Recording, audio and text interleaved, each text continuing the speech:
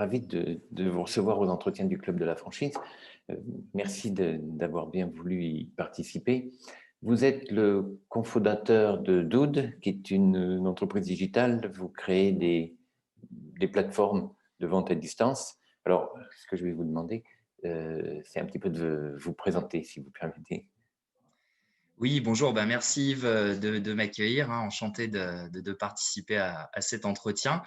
Antoine Rabin, donc je suis cofondateur et directeur commercial de Dood. Nous sommes 4 fondateurs basés sur Lyon.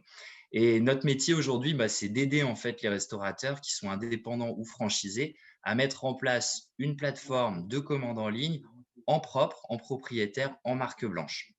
Voilà, et donc on va vraiment proposer des solutions clés en main qu'on va pouvoir déployer rapidement pour tout type de commerçants.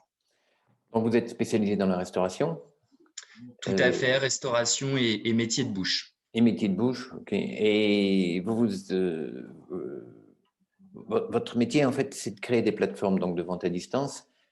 Pour quel type d'entreprise? Des petits, des chaînes importantes? Alors, l'éventail est large. Effectivement, on va adresser à la fois des indépendants, puisqu'aujourd'hui, la commande en ligne n'est pas réservée qu'aux franchises, aux grands groupements. On va adresser tant des indépendants que des franchises. En termes de typologie d'activité, on va équiper des boulangeries, des restaurants, de la street food, etc. Mais aussi tout ce qui va être métier de bouche, donc des traiteurs, des bouchers, des charcutiers, des poissonniers.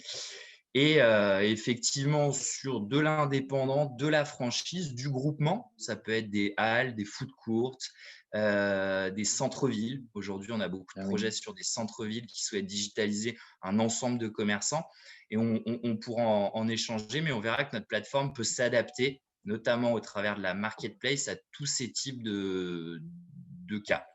Et c'est intéressant parce que vous parlez, par exemple, de boulangers qui sont des petites entreprises, même si certains font des gros chiffres d'affaires.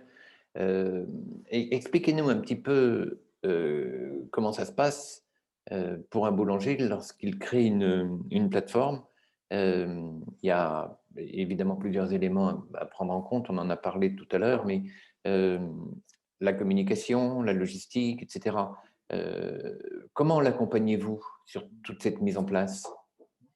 Alors, comment on va l'accompagner? Déjà, c'est le premier point, je dirais, c'est de sensibiliser aujourd'hui les professionnels sur le fait que la commande en ligne devient incontournable. Euh, Aujourd'hui, il est nécessaire de faire de l'omnicanal, donc de multiplier en fait les points de contact avec le client pour répondre aux usages. On l'a constaté, on l'a tous vu, il y a une accélération forte des usages liés à la commande en ligne et liés notamment au contexte sanitaire. Finalement, à l'instar des pays anglo-saxons qui utilisent ce type de service depuis déjà de nombreuses années, on a rattrapé en fait ce retard en quelques mois, alors que logiquement, ça aurait dû se faire en quelques années. Donc finalement, c'est le premier point, c'est de les sensibiliser sur le fait que c'est important. On va les accompagner tout au long du projet. L'idée, c'est aussi de faire comprendre, notamment aux indépendants, que ce n'est pas réservé uniquement aux gros acteurs, qu'il n'y a pas forcément besoin d'avoir des compétences digitales, un service marketing, un service communication associé pour mettre en place ce type de plateforme. Et on va les sensibiliser aussi sur le fait, on l'évoquait, la communication, qu'il va falloir mettre en avant ce service, sur le fait qu'il va falloir aussi organiser son activité pour répondre et délivrer un service de qualité, montrer qu'en capacité de traiter les commandes en temps réel ou en amont, si on travaille sur de la précommande. Par exemple, en boulangerie, on va essentiellement sur la boulangerie travailler, on en reparlera, mais sur du click and collect, où là, l'idée, c'est la nécessité, dans l'idéal, d'avoir un point de retrait rapide pour que les gens gagnent du temps, ne fassent pas la queue, et avoir bien évidemment un packaging adapté. Et ça, c'est aussi important. Et Et plus loin dans le temps, des c'est produits qui peut-être aussi résistent au transport d'analyser les aussi. produits. Pardon? Et des produits aussi qui résistent au transport. Tout à fait. Et puis, au fil du temps, j'allais y venir, d'affiner en fait sa carte produit pour proposer les produits qui fonctionnent en vente à emporter. En boulangerie, si on fait le focus sur la boulangerie, une des difficultés sur le papier, c'est qu'il y a un nombre de références qui est hyper important. Et l'idée, c'est pas de proposer ces 500 références à la vente en ligne, mais de packager une offre pour la vente en ligne. Oui, c'est ça, parce que souvent, le commerçant est un petit peu affolé quand on lui dit qu'il faudrait qu'il installe une plateforme parce qu'il y a évidemment trop de références, alors qu'on conseille bien aux gens de réduire les produits qu'il va vendre à distance. Il y a alors c'est un commentaire un peu traditionnel, mais on a longtemps cru que le digital allait tuer le petit commerce, le commerce de centre-ville. Comment vous voyez la chose, vous? Je pense qu'aujourd'hui, c'est tout à fait complémentaire. Finalement, comme je le disais juste avant, l'omnicanal aujourd'hui est une nécessité dans tous les business. Il y a pratiquement plus aucun business qui n'est pas omnicanal. Donc, il y aura toujours de la vente en direct. Mais aujourd'hui, il faut aussi capitaliser sur la vente en ligne et capitaliser en fait sur tout son écosystème. Ce qu'on constate, c'est qu'aujourd'hui, on a nombre de commerçants, qui soient plus ou moins importants, indépendants, chaînés ou autres, qui ont des sites vitrines, qui ont des présences digitales, que ce soit sur les réseaux sociaux, du Facebook, de l'Instagram, qui sont présents sur Google, qui vont travailler sur leur référencement. Et aujourd'hui, l'idée, c'est vraiment de capitaliser sur ces leviers pour capter une clientèle, fidéliser une clientèle. Donc aujourd'hui, je pense que c'est totalement complémentaire et qu'il faut surtout ne pas négliger l'un ou l'autre. Donc Alors, avoir sa présence classique, directe, traditionnelle, mais aussi une présence en ligne oui, qui est nécessaire. c'est assez clair. En revanche, ce qu'il faut peut-être bien expliquer aux gens, c'est qu'il y a toute une logistique, toute une préparation, une gestion du temps entre la prise de commande et la livraison. Savoir qui va livrer, et il faut que le petit commerçant sache comment s'organiser pour la livraison. Comment vous les préparez à ça? Alors, peut-être pour repartir un petit peu en amont, nous aujourd'hui, on va travailler à différents niveaux et c'est une des caractéristiques fortes de notre plateforme, c'est qu'on va avoir une plateforme en marque blanche propriétaire. Donc, on va vraiment venir s'intégrer à l'écosystème du commerçant en lui créant une plateforme à son effigie, avec une intégration de logos, de chartes graphiques, de typographie. On va vraiment pouvoir la personnaliser. On va venir l'intégrer à tout son écosystème, donc avec des boutons de commande en ligne sur un site web s'il existe, sur les réseaux sociaux, Facebook, Instagram, sur le Google My Business.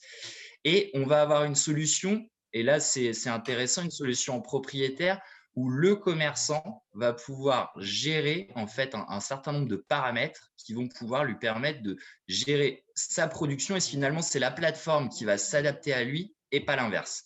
Donc, on pourrait rentrer dans le détail, mais avec des algorithmes de gestion de temps de préparation, de gestion de stock ou autre.